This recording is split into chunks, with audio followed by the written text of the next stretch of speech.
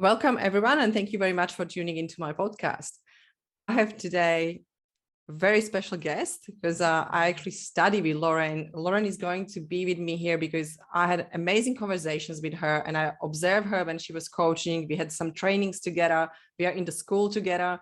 And I really value how she's approaching her clients and her life and how she's implementing the coaching in her work environment and also with her clients. I'm really, really happy to have you today. And I'm not going to talk about your past because I think you can introduce yourself and tell us all about those amazing experiences that you have. I think that will be much better coming from you. And welcome and thank you very much for joining me today. Thank you, Alex, for having me. It's great to be here. And right back at you in terms of investing in our own personal development. Our own growth is so important. It allows us to serve clients when we've done the work for ourselves, and really important that we continue that. So I completely agree. Looking forward to this conversation today.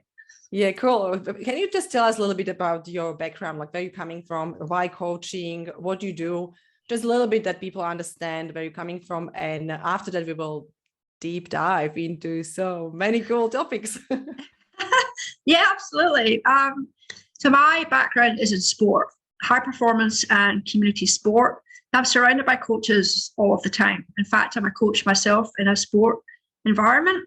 And the natural progression came from me moving from sports administration into consultation and recognizing the types of passionate individuals I was surrounded by on a regular basis, that a coaching style of approach really suits that kind of personality.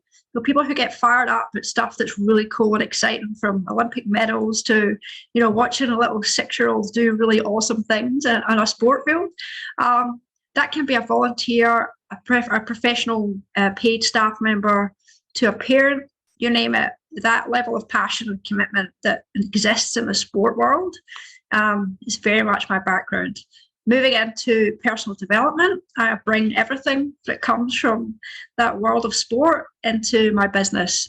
Everything from the emotional side of what happens to us when we get excited or low or sad or angry, and all of those words that some people just don't want to talk about, to achievement and success and gaining results in our life, and what it takes for us to change things when we're not enjoying how things are going. So in a nutshell, that's pretty much me. And honestly, this is great. Actually, that's great timing as well, because probably I told you, I think last time, that I'm training for this ultra marathon. And it's just such an amazing thing to watch our performance connected with mindset, and how actually we underperform when we have those negative thoughts, and how we see ourselves and how we see the world. And when we have those negative things coming, it's just so opposite of inspiration, like it's just nothing. You can't really go faster or longer. But when you start to have those thoughts and really see what your mindset is doing, and how you can actually improve that, and how you can change a performance just with the mindset, that's absolutely mind-blowing. Like that's just different world. Absolutely. Yeah, it's so true. It's so true, Alex. Like I work on a daily basis with ex-Commonwealth and like Olympic athletes, and for me to compare my running style to theirs, which is crazy. So very much, it's really important for us to have an individualized approach to any kind of goal. And congratulations on your goal for your ultramarathon. That sounds amazing. It sounds cool, but I also see that I'm not trying to compare myself. And that's probably another thing in business and in life, what we do. When you touch the base on that. And I think it's very important that we compare ourselves with other people. And I know when I will be on the start line, it will be hard to fight those thoughts when you see all these fit people, next to you, and you're thinking, oh my God, like these people just training every day for all life probably. And for me, it's 5-6 months training, but that's all. I never really did marathon. That means ultramarathon is kind of like what it should be, like next step from marathon to ultramarathon. But it's, I didn't have that step between. But it is probably when my thoughts will kick in, I believe, that will be something that's why I'm trying to learn, I guess, perception and self-control and self-regulation. And I think that's what we would like to talk about today, because I know we have a beautiful chat about relationships and perception, and also not only probably my favorite topic, but also your favorite topic, is actually talking about those things that we see something else that other people see. And what is your take on that? Like, what do you think about when I say perception, or what you would like to share? Because I think there will be really good conversation from maybe even your experience. I'm reading a book by Malcolm Gladwell at the moment, and he talks, within that book there's a whole bunch of things that he talks about, but it's about the 10,000 hour rule. And when you were just talking just then, I thought of a quote from Usain Bolt, who says that he trained for 4 years to run 9 seconds. And sometimes when we think about perspective, and we think about performance, and we think about how we compare ourselves to others, especially when you're in a business environment, sometimes we can get ahead of ourselves and not allow ourselves the time to gather the skill and competence to then be confident in how we do things within business. And so I've got this little trick, I do it with my kids as well, where I'll get them to stand at a window and look out. I've got 3 children, and I'll go down the line and say, what do you see? And guaranteed that all 3 of them will say something different as they look out that window. Because one of the quotes that you and I really enjoy, Alex, is we don't see the world as it is, we see the world as we are. So when we think about emotional responses to a challenge that we've set ourselves, like you doing your ultra marathon, like for me, when I think of doing an ultra marathon, I think, not a chance, I'm not going to do it. And having those real appreciation of individual differences becomes so important for us to succeed at any goal that we set ourselves. Because, say, for example, I did choose to do the same goal as you, my training plan likely would not look like yours. It would look completely different. And so when we start to think about a workplace setting, and we start to think about perspective, what one person may find really easy, someone else may find really challenging. And so it's important for us to accept that not all of us are the same, and to be able to nurture a supportive work environment, especially if you've got a team, or if you're working with a team or something like that, is to appreciate that we all are challenged by different things in life. I think that's a very good point. Also, when you said that someone don't need to like, what you do, what is your goal? And I think I didn't even like the idea of doing that. Like I just really just had a conversation, and I said, yeah, of course, I will do it. Like, not a problem. But my partner was like, you said yes already. Like, now we need to do it. And I was like, that's actually a really good point. Yeah. And actually, I didn't take it as something that I will ever say yes. Like, it was more like, it sounds cool, but not for me. But also my perception changed when I was thinking like, okay, I said yes, I need to sign up. And basically my perception kind of switched, because it was like, no, I will never do it. But now actually I'm going to do it. That means I made decision. And I think when we make decision about something, our whole reality changes as well, because I don't know how to train. Now I know how to train. I didn't know I have to eat during the running. Now I have to, learn, and I'm learning to eat during the running. It's just like something that if you will tell me that like 4 years ago, like, hey, you need to try to eat while you're running, I will be like, no, like, are you crazy? Like, what do you think? I mean, with perception, I don't know. What do you think about that? Like, is that connected with actually our goals as well? Because I think we changing perception of the things, how we see them. That means what is that change that happens when we see same things, different way, maybe over the life? Yeah, I think it's a great question, Alex, because last week we had, and I hope it's cool that I bring this in, we had International Women's Day. And the theme around International Women's Day is about break the bias. And you've got photos everywhere on social media of women with their hands up like this. Look, I hope it's cool that I bring this as a bit of an example into this, because break the bias to me is about unconscious bias. And it's what's unconscious to us.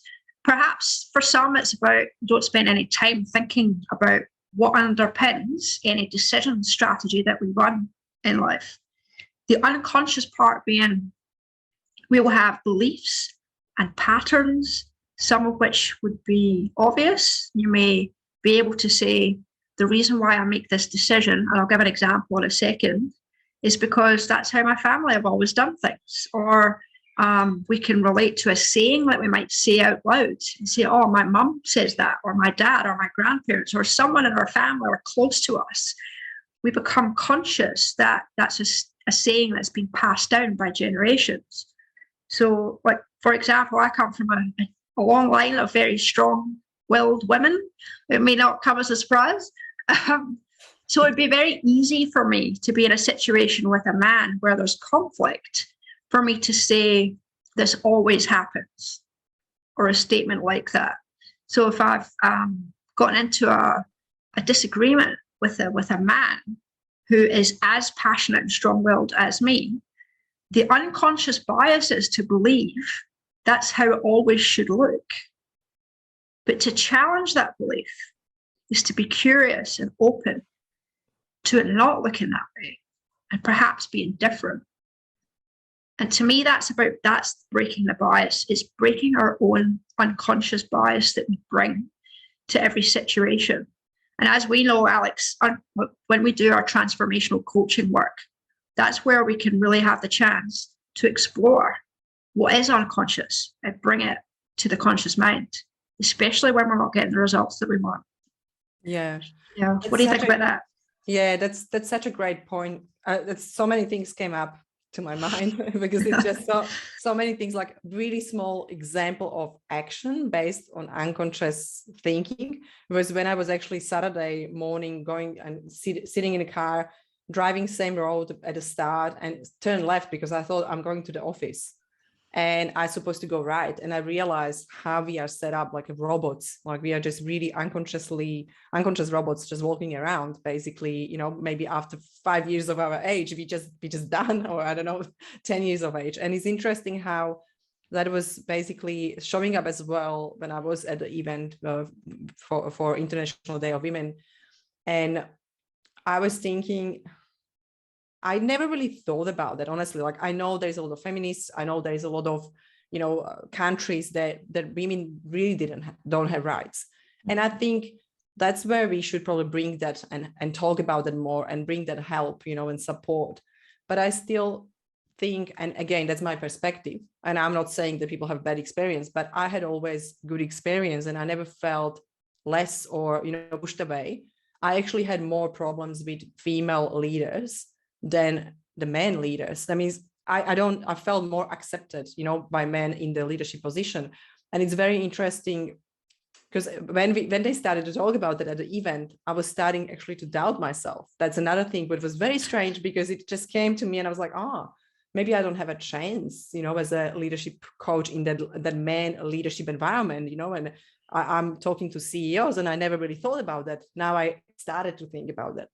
And I think that's another thing, like when we start to see different things from different angles, like we can actually consciously bring that into our unconscious mind as a problem as well. I don't know, it was just something that came up and I was like, I don't actually want to talk about it because it's really hard now to see those things from different angle. And I think it's a lot of people can't see the other side. And I realized that all of women had problem.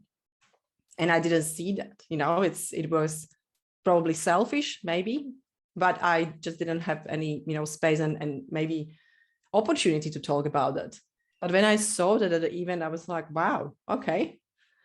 Like maybe that's something that is happening in the world. That means we need to actually listen to other person's perception. And it's easy to say, oh, she's not right. But, she experienced that. I can't say she was not right. She felt that way.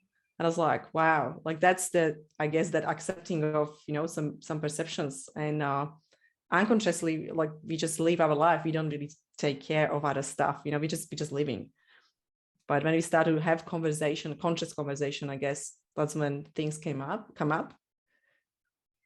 Yeah, no, I think it's so true because we will all have our own experience of what it is to be female and to be working with another gender. I won't just say male because we have other genders to consider as well. So I guess my point when it comes to break the bias is to encourage women and men to not blame the other sex. It's we can all take responsibility for how we show up in situations. Yes. I appreciate exactly as you said, Alex, that we will all have our own unique experience where that's concerned. Some of us worse than others. And, you know, International Women's Day, there are countries in the world where this is a significant issue. And what I would love to see is that the origins of why International Women's Day was set up and where there's humanitarian issues that honoured and not being used as lip service, which I know a lot of females have felt in some events that they've been to, where it's, here's a cupcake with a little sign on it that says we support women on one day of the year, and then you know it's put to the side. But yeah, so I think this is a huge topic, and one that I just wanted to bring in from the point of view of the theme, because as you're describing, that self-doubt piece can come in as our beliefs are challenged. When we're in a situation where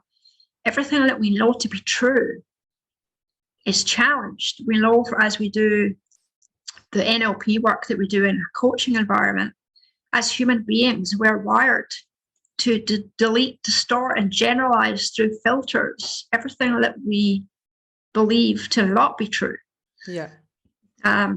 The extent to which we'll do this depends on how much growth we've gone through. It's interesting that when you mentioned that, like, beliefs and when they are challenged, because I think that's like we all experience that. Yeah, we all experience that, you know, through the life, if it's career, relationships, maybe some, you know, personal stuff, maybe some traumas for some people. Like it is a lot of events that are happening and challenging us. And it's interesting when I'm thinking about beliefs, like I love belief work. Like beliefs are like the first thing that I always said, like we need to change the beliefs. That's the shift. Like that's it. That's what needs to be changed. And I can see that in my life when I came to Australia. I always believed that I can do everything easily and, you know, I can achieve everything, and I was successful. Just all that strength, you know, I came like so confident. And after a few days in Perth, and I was like, oh, I can't do anything. And I was going like down and down, and all experiences and personal stuff. And just too many things came probably at the beginning, like too many. And all my beliefs were actually challenged. All my beliefs about, you know, world, how I can achieve everything, how it's easy to get what you want and all that stuff, like everything, beliefs about myself, how I saw myself were so different. Like, they were actually challenged, but they changed. I didn't believe in myself anymore. And I was actually changing with those beliefs. I felt like I changed my personality. Have you seen those things correlating to personality? And when you develop different beliefs, you know, like one day you just start waking up and your week is just like your beliefs are shifting, but not positive way, but really negative way. Like absolutely. When we shift that back, or how we can notice that, or like what to do, because it took me time. Like it took me really long time to realize that. Yeah, and I think it's a really important point for anyone in society nowadays, with the statistics that we're surrounded by, with mental health issues, anxiety, depression, suicide. It's really, really important for us to recognize when we're in that state of mind, because it affects pretty much everything that we do. It affects our relationships. It affects how we show up for each other, but it also affects how we show up for ourselves. So things that you may have found easy, as you were describing, at some point in your life, all of a sudden become really hard. Yeah. And the contrast being that what used to come really easy to us, we now can't do, because we're telling ourselves a story in our heads that we can't do this for some reason. Yeah, it's really important for us to be aware of that. And it's massive what you said, because you mentioned it changes everything. It changes how we actually show up for ourselves and how we show up for others. And what do you think from that perspective? Like, first of all, how to bring that awareness in, like, for example, you have a team of people and, you know, there is probably, I don't know, 5 people from a team of 10, they really need belief shift. Like, first of all, how do you recognize that? And do you think that's one-to-one conversation that needs to happen, or how to point it out, you know, to people, like, you're not showing up for the team, you're not showing up for yourself, like something is wrong. Like, is that something that you see that can be done and help actually the culture and help the change, actually the team environment? Yeah, it's a great a great question, especially when you've done a lot of work on awareness, because as you'll know, Alex, when we're in a coaching situation, one of the things that we're taught is to not bring our map to the other person. Okay, so when we say map, we're talking about, it's a quote that is, I can't remember the guy's name, is it Polsky? I can't remember his name, but it's the map is not the territory. So when we think about perspective, it's very similar to the one we said earlier. We don't see the world as it is, we see the world as we are. And so it'd be very easy for someone like myself in a manager role with a team to project my expectations of how I show up onto another person that I work with. And I also have to be really careful because I'm not a coach in that situation. Now, if I take this to me working with a client, that's an agreement where they've asked me to come in and act as a coach. So that the hat that we wear can be really important in those types of situations. I read something recently I'd love to share if that's cool, to do with giving feedback. Initially, I was a little bit skeptical, but I read it again and it actually makes a lot of sense. So how many times have you heard someone describe a situation to you, tell you a story where they say things like, oh, they always do that, they always act like this, and they've got all the time. Yeah, all the time, right? Like, people will have had fallouts with their partner or disagreements with a sibling, and interestingly, in their language, they have all the answers they need to resolve that situation.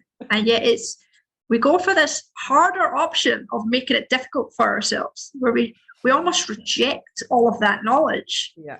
And instead, because it's easier to blame the other person, it's harder to accept responsibility and take feedback on board for ourselves.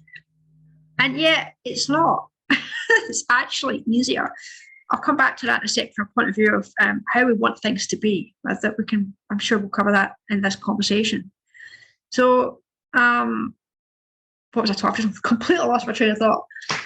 I think giving feedback. So what I came across was, when you're in a situation where you notice someone is not happy, or there's been a disagreement, it's how do you give that person feedback, like you've just described, where actually to tell them you need to insert X is not going to be received.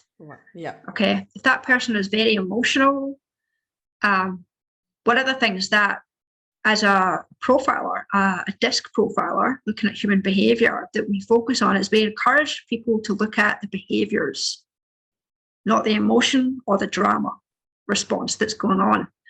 And when you think about giving feedback, it's what can you acknowledge that's good behavior? Like behaviors that you want to see in that environment. And one of the things that I was reading, I think it was trying to think of the article that I read it in. It's like BNI or something. It was in a LinkedIn article that was shared on a weekend. In this article, the statement was that great leaders very rarely give negative feedback.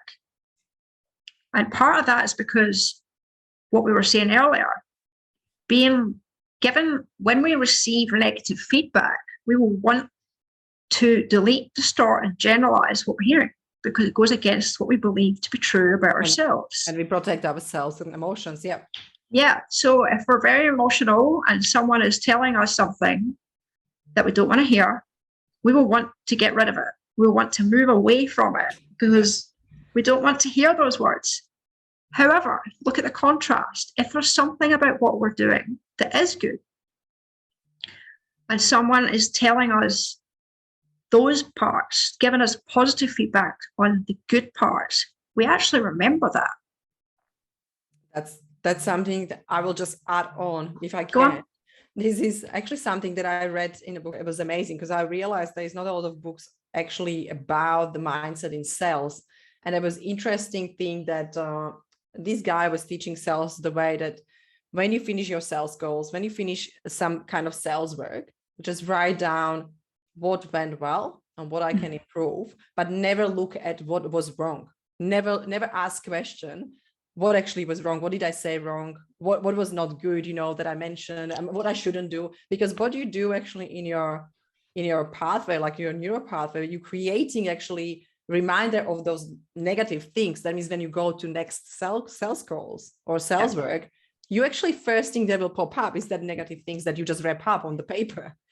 I mean, it's just so amazing, like to really understand that it's good to actually have a look on those positives. Like it's really good to really, really acknowledge them, because you will remember them and you build up on that. Yeah. If you take that a little bit deeper, because if you think about an example in your own life, I've certainly got examples like this where someone has given me a compliment. The next time I see that person, I remember the compliment. You know, there's so much more peace and joy in remembering a positive interaction with someone than there is a negative. Now, I'm not saying we ignore what's wrong or we ignore negative feedback or criticism. There's a place for that. Absolutely.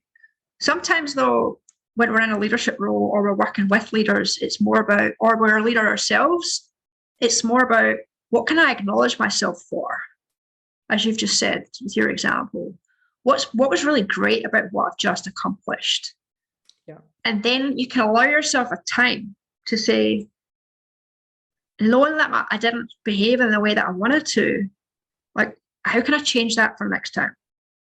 Because an example I was given before, where you're giving feedback to a staff member, if there's been something that they've not done that met expectations, but there is something they did well, they're going to remember the positive feedback more. Because, and then more than that, they're going to want to repeat that feeling another time. So when they think about doing a task again, like, I want to feel the way I did the last time, where I got the praise on what was great. What that allows us to do is to commit to being that person on a more regular basis, because we're moving towards the positive feedback, rather than constantly being reminded of what was not good about what we did, which can actually take us to that place you spoke about before, Alex, of feeling low and negative and not feeling valued. I mean, it's one of the worst things to have in a workplace setting, is where you're not feeling valued. I'm so excited that you brought that, because when you think about the culture or culture change, or because culture change is basically behavior change. Like, you want people behave differently, interact differently, communicate differently, and you want to create that good feeling being in a team, like we feel good to be here. And it's exactly what you said. It's just such an important part of that change management, that you actually tell people when they do something great, when you see really positive behavior, that you actually acknowledge that behavior, because that way you reinforce the behavior, and you know that person will remember that and show it again next time, because they're like, I was actually praised for this. This was great. Like, that was a good thing that I did. And they will remember that. It's so important. And I agree, because usually you get feedback, you don't perform this great, you have the performance management review or whatever it is from that HR perspective. What is not changing culture and making people better at all? It's just checking on your KPIs. That's it. And I feel like that is something that I'm really happy that you wrote that in, because I think it's so important, especially in that change management. Doesn't need to be only in the team, but basically changing ourselves or transform ourselves is the same thing. Yeah, definitely. I mean, one of the parts of the role that I have is to deal with complaints where there's often conflict. And when you think about a situation where two people have reached a point where they can't reach a resolve, there's often a lot of emotion involved. And it can also be a bit of a battleground where they both can't be wrong. And it's taking what you've just said, it's how do we help those two individuals reach a point where they either agree to disagree, or they can move beyond the emotion and observe behavior. Like, how do we do that? How do we achieve it? And it's by behavioral change. We actually need to be able to help people understand and have an awareness of where they're approaching situations on what I call a surface level. So if you're in a situation where your whole focus is on someone's emotional response and you're not observing their behavior, then you're not looking beyond what it is to be human. Like, because we all have emotions. Some of us are a lot better at managing self-regulation, being less reactive than others. Doesn't necessarily make us a bad person. It just means we've got a little bit more work to do. Some of us get fired up more easily than others. It just makes us different from the person who doesn't get fired up. But being able to pause in those moments where you're faced with someone who is very reactive and allow yourself to look beyond that emotional response to the behavior can make all the difference in being able to resolve an issue of conflict. What's your thoughts on that? This is just something, this is big. Like I was just thinking, you took me back to my clients, one of them last year. And it's just interesting how to, like, when is the conflict and the person fire up, I realized that it's also talking about their internal world, that they are disappointed, probably they're doubting themselves, and actually is showing the weakness if other person knows about those, traits and what is happening internally. I mean, it was really interesting to watch this person to kind of fight being angry and scared of one person that was actually working for him. It wasn't even like a boss, he was boss. And it was just so interesting how he like avoiding the conversations and all that. When I saw it, I was like, oh my God, like this is like a torture going to the work where, there is one person and you have all the time in your head the story, like this person hates me, this person doesn't want to talk to me. And I actually, that was the same thing, like I just kind of took him away from that conversation. I was thinking, what if that person actually just can't find a way to talk to you and really want to talk to you? Imagine that person maybe wants to help you, but don't have any idea how.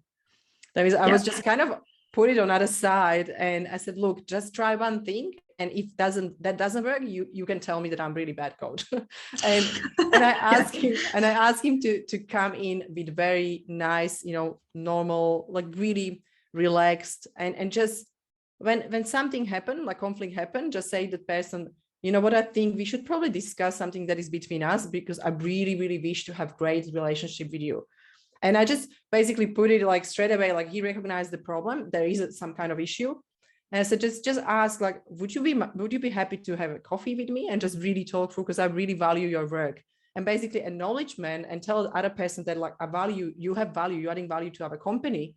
I want to keep you. I just really want to get rid of that something, elephant in the world, in the room. And he just went there and actually took her for coffee. And he just came back to me. He was like, oh my God, there is no problem. Like, I just feel so happy. And there was just like talking through things. And next day, she was like asking him what he wants, what he needs, doing the work for him, absolutely all working environment. And, the vibe just changed. Just coming to person and approach them, acknowledge them and respect them. Because I think that's maybe most important, coming from that respect and trust and value the other person. Don't think that, like, I don't care, you can go out, I will fire you. That's not how we should solve the conflict. And I think when you're coming from heart, it just really works with people, because that's all what they want. Everybody wants to, I think there are major needs. We need to be understood. We need to be heard. We need to fulfill those needs. And I think that's the major thing. I don't know what you think about that, but in a conflict, it's basically, that's what we're seeking, I guess.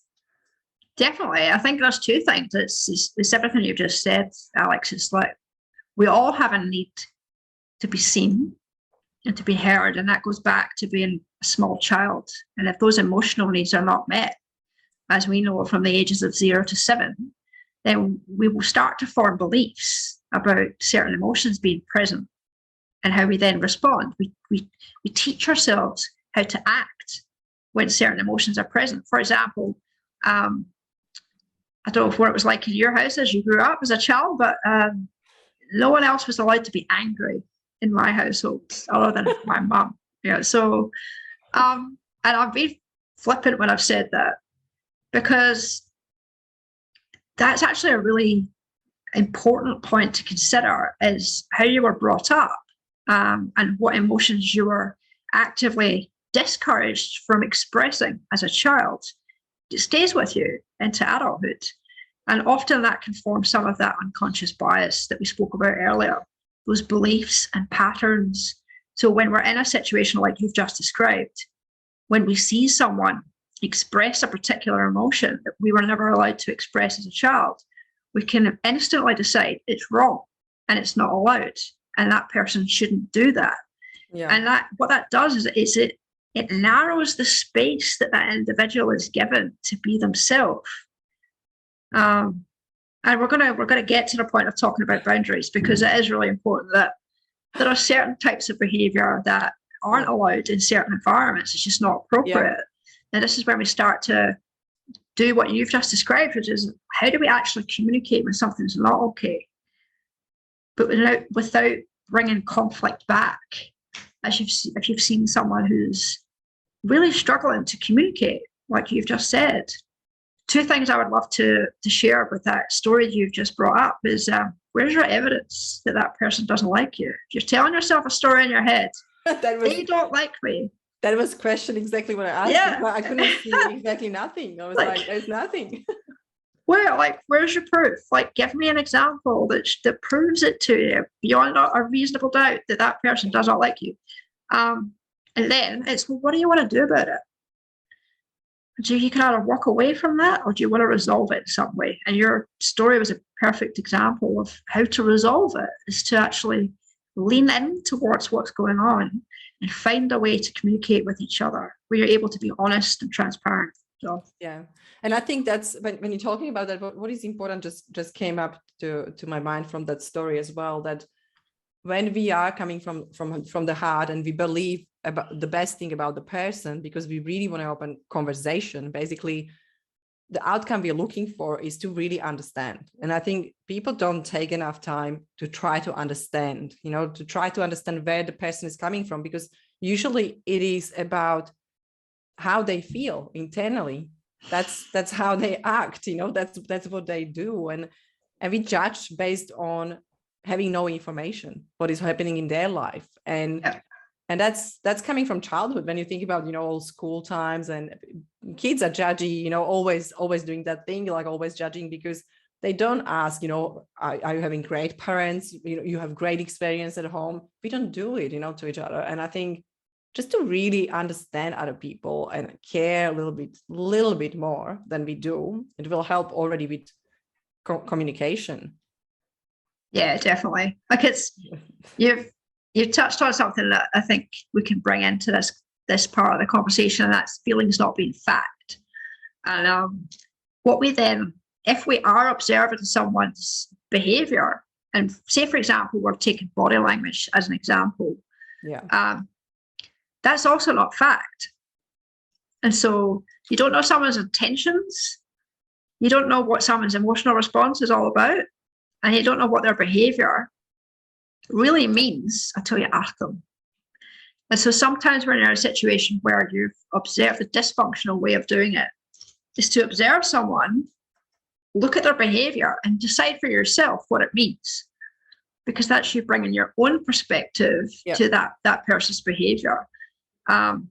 Where probably the better place to be, to simply ask, are you okay? Yeah, and that's what we don't do. I know it's not enough. We should do it all the time.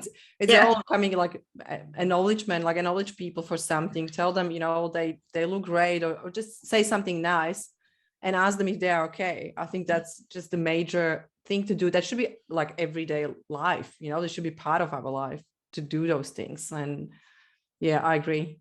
That's massive. But you mentioned boundaries in like what we have next.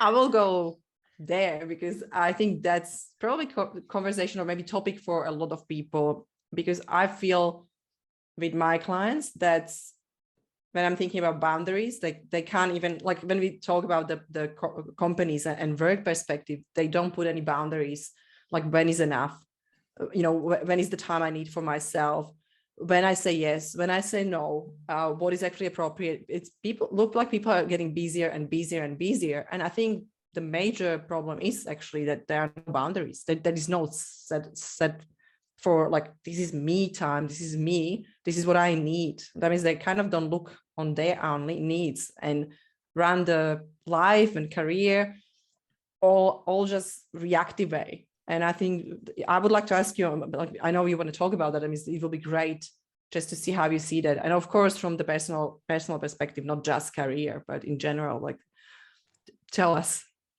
Because probably something that you discover, because you discover probably something on yourself. I believe that there will be some transformation. Absolutely. My ability to have healthy boundaries right now in my life.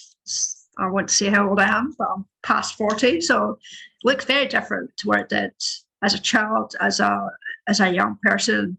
And part of that comes down to an inability to say no. I mean, we haven't touched on roles, Alex. I think we've got everything going on in this conversation. But if you're brought up, to me, there's two sort of distinct kind of ways of looking at boundaries. And one of them is to have overly strict boundaries that are inflexible, which is very absolute. It's this way or it's that way. Yeah. It's black or it's white. Or there's the opposite. My partner. Yeah, okay. Whereas there's the opposite, where you'll find people behave in such a way where they overshare. They have no awareness of what's okay and what's not okay. They'll just simply share things with random strangers, for example, when that person doesn't even know who they are. It's like intimate details. That's a really extreme example of having no boundaries. But when you're dealing with that type of conflict situation in a workplace setting, where you start to work out how much structure is actually built into the organization to begin with. Because I was chatting to a client about this recently, and it's quite an insightful moment. I'm sure she won't mind that me sharing this in this conversation. It's where we have too much structure, we lose people. With this small kind of insightful flexibility. Yeah. So where things are too rigid, where you've got too many boxes, too many lines, too much of you must do this, we lose the ability to connect with people. We actually shut that down. You shut down creativity, everything. Yeah. Too many so rules. It's how do we get to that sweet spot in the middle where we've got structure, we've got planning, we've got direction, we have goals, we understand what we're showing up for every day and how to get there. But we've also got the ability to be flexible within that when things go wrong or things are going really well and we want to have a moment to celebrate, where we can have the human side of what it is to be around other people and connect within that sort of environment. So like I said before about the 3 words, where someone is in a situation where they're not doing great and it's perhaps a conflict situation, and we want to bring in boundaries, it's allowing the person to understand that they are responsible fully for their emotional reaction in that moment. And one of the things I like to do is to step back and ask myself the question, does that person have overly strict boundaries or no boundaries? Now, being a coach, I can do this pretty quickly. And I can also ask myself, where are my boundaries right now? Am I being overly rigid or am I being too loose? And how do I bring myself back to a centered position to be what the other person needs in this situation? What can help them? And sometimes if someone's been brought up where they had no boundaries, say, for example, it's someone who was, I don't know, overly mothered and fathered, like were protected. They have a very kind of unrealistic view of the world, is to bring in what they never had. And sometimes that's to say no to them. And I don't know how you are with clients, Alex, but sometimes that's the biggest challenge that I'll find with clients that I'm coaching, is that they find it incredibly hard to say no to someone, possibly because they were never allowed to say that as a child. Like it's, and I don't want to bring all this back to childhood stuff, but often it's where it originates. So much like not being able to express anger or a particular emotion like sadness. Say, for example, if you cried as a child, you were told to stop crying, what are the tears for? Statements like that are given to you. You perhaps remember that growing up. I certainly did. That can be a shutdown of emotional response. So when you're then and you're dealing with a situation as an adult, you suppress any sadness, you suppress anger, you don't show up and allow yourself to express those things. So what we can do to help someone with having boundaries is to acknowledge them and give them space and say, it's okay to be sad right now. It's okay to be angry right now. But I'm going to, and if you want to bring in a boundary where that person's behavior is not cool, is to say, I'm going to let you process this and then come back to me. where we can then talk about how we move forward with this situation, especially where communication is broken down. Yeah. Is that landing? No, this is really interesting, because I had, like, my clients really vary from trying to solve the problem with a 18-year child, that is crazy, and mom is very much controlling and trying to really, really I just think to try to have someone under control. What will happen is opposite. The person will get wild and will try to do everything to lose and go away from that, controlling environment, because I think it's really unhealthy. But it's interesting when I have those kind of, like, like, there can be one or opposite, like it's never gray. It's always black or white. You can have the massive restrictions and rules everywhere, or like she had she's a lovely lady, but she has all those rules, and I was like, did you remember as a child, 18-year-old, how would you feel when your parents will give you these 20 new rules, like you can't go there, you can't go there, you need to come that time, Saturday you have different time, you can't go with friends somewhere all the time, like all these things, and you need to study for 2 hours. And I was like, that's craziness. Like, you're setting up those boundaries for someone else, but it's just, honestly, like there was probably the worst behavior I can imagine from the child perspective. Like he was rebelling, like there was so rebellious. Then hardness, that is getting harder and harder. And when we actually went to her life, we realized that she didn't take care of herself. She always said yes to everyone. She always said yes to, I will take care of him, it's all, that's my world. And she didn't have, I'm not sure if that, maybe you can tell me like how you see that as a boundaries, but she didn't put herself first, like for ages, forever. I was like, what do you even like to do? Do you do anything? And she was doing nothing. She was just basically making money, bring them home, take care of the son. It was very, I think that was that attachment, when we create attachment to something and try to hold it close to us. Maybe that's something what we can create with strict boundaries. I don't know if you feel like it's attachment and boundaries. Yeah. To move to that, I think you've nailed it with what you've described, Alex. It's we can have insecure attachments to people that we really care about, and it can end up leading to almost like a suffocation where it's not healthy. But the real risk there is, and I certainly experienced this as a child going into teens and adulthood, as someone who I've gone through divorce at 38, I started to realize I didn't know what I liked in life. I didn't, because all of my decisions were about saying yes to everyone else. So when we're so used to being told what to do and what to like and what we should want in our life, and we allow ourselves to reach that point, then we lose our sense of self. We lose what we want to do in life. We don't end up with any dreams because we're so busy pursuing everyone else's dreams and goals. We start to take on a role that's what we exist for. So yeah, absolutely. I think that's actually really good. What you said, it feels like we all experience that, because when we start to have family, we are married, and it feels like we know what our parents were teaching us, like you need to sacrifice something for the great marriage and great family, and it was all about that, like you need to sacrifice. And basically what I realized, I was doing that in my partnerships as well. Like I was always becoming different person. When you basically do things that someone else is expecting from you, and there are no boundaries. There is no me time, what I like. There was never thinking about myself, like what I like to do or what would be my preference.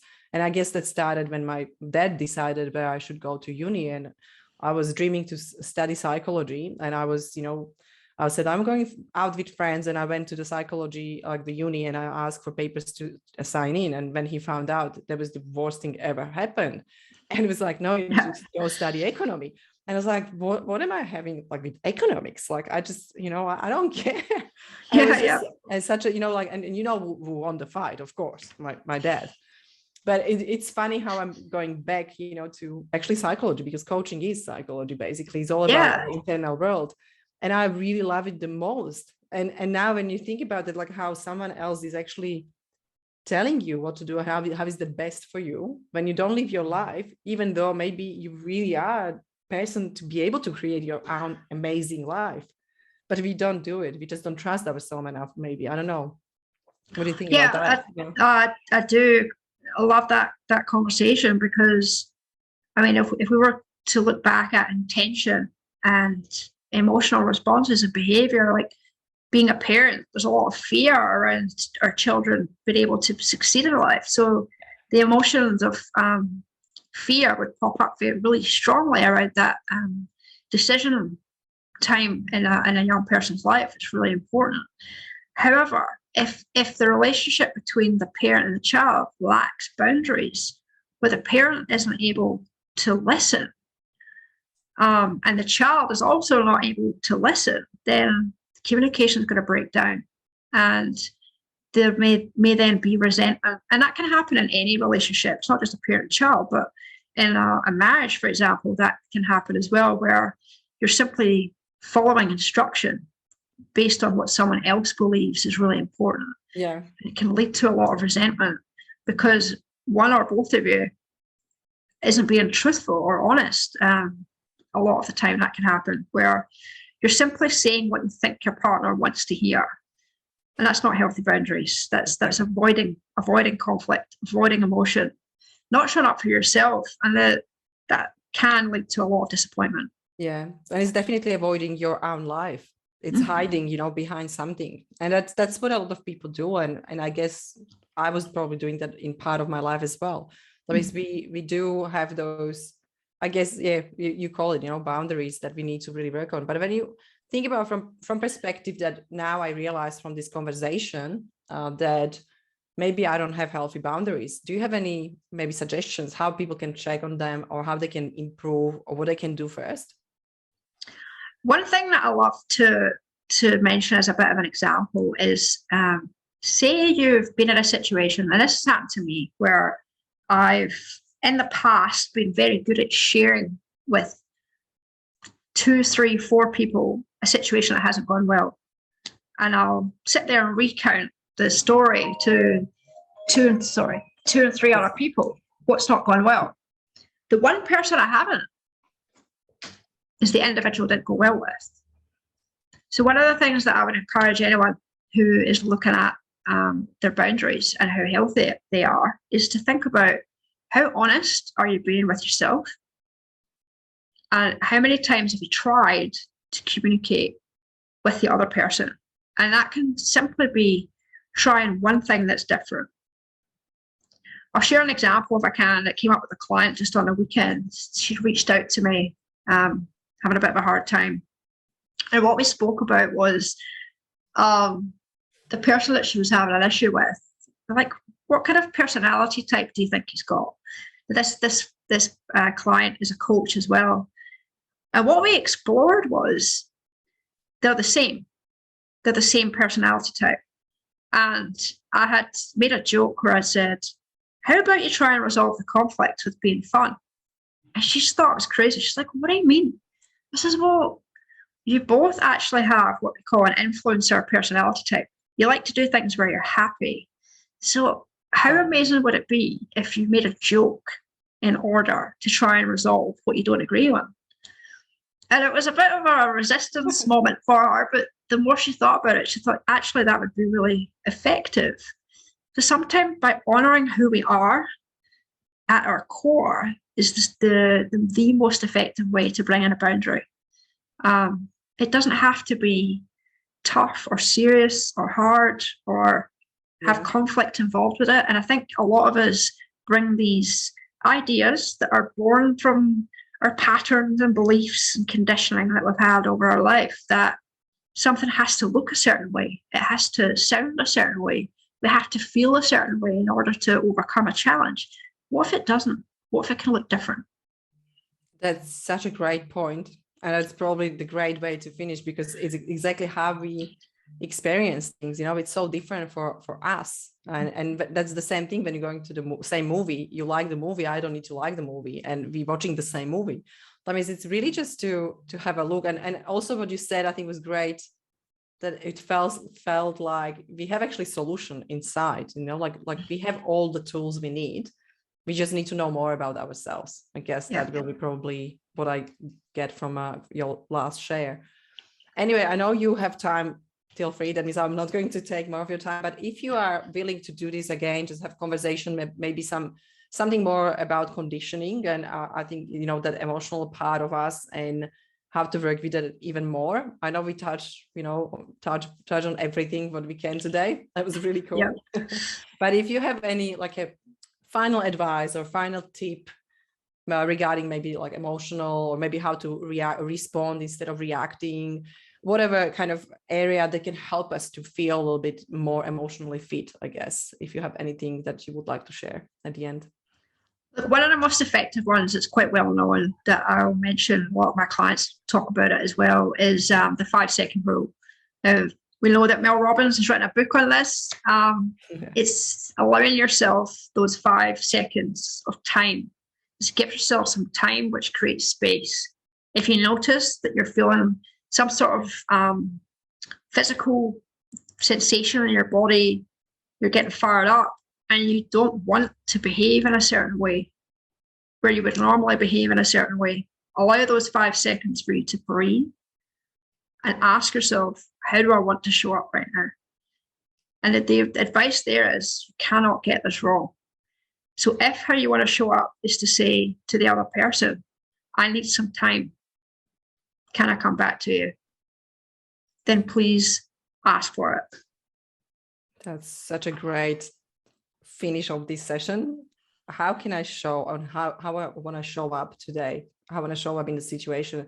That's such a great question to ask ourselves. Thank you very much for that. That's awesome. And I hope I will see you again soon. And thank you very much for your time. I really appreciate it. And at the end, probably share with us where we can find you, how people can connect with you, and do you have a website or any space? Yes, thank you for having me, Alex. I really enjoyed the conversation today. Yep, my business is called 17 Coaching. I have a website. Google that. It's the number 17coaching.com.au. I'm also on LinkedIn. I'm quite active on LinkedIn. I've been a bit quiet of late, but I am on there, Facebook and Instagram. So thank you so much, Alex. Yeah, awesome. Thank you very much, and really love your work. I'm really happy to chat to you and looking forward to it again. Yeah, likewise. Thank you.